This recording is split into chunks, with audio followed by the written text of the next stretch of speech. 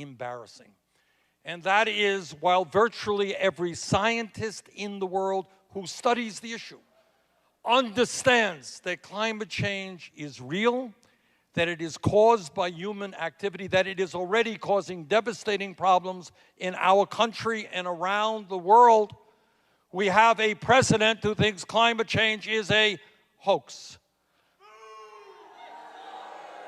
President Trump listened to the scientists and not the lobbyists from the fossil fuel industry.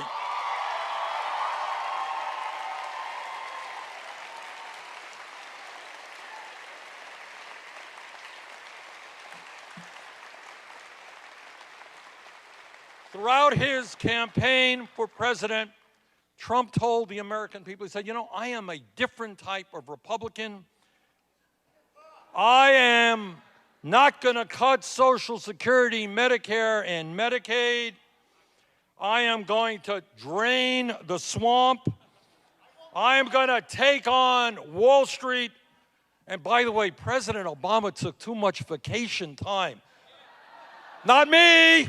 I'm going to be working 24/7. He told us that he was going to lower the cost of prescription drugs.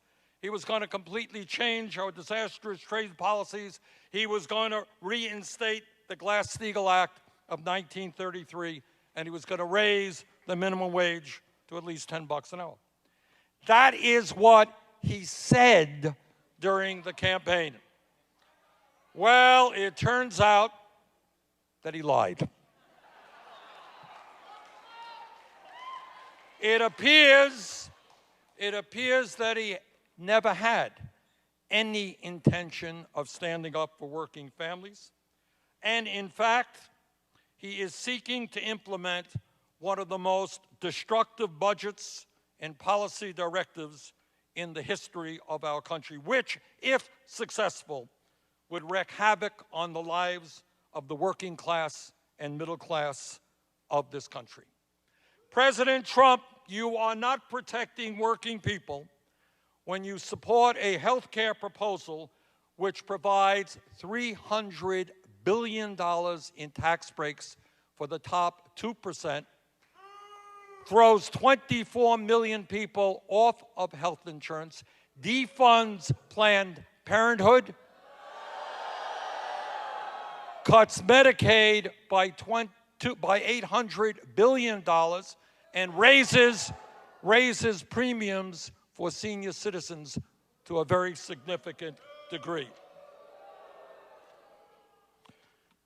You don't help working people when you appoint people to your administration who have devoted their entire political lives to figuring out how they could best cut Social Security, Medicare, and Medicaid. You don't drain the swamp when you include more billionaires in your administration than any president in the history of our country.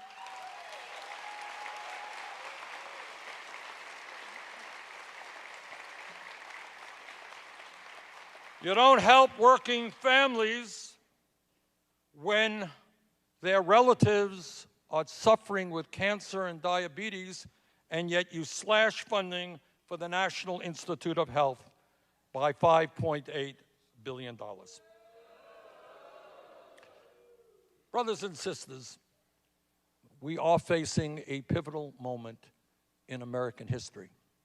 There is no doubt in my mind that the progressive agenda, an agenda that works for working families and lower-income people and seniors, this is the agenda supported by the overwhelming majority of Americans.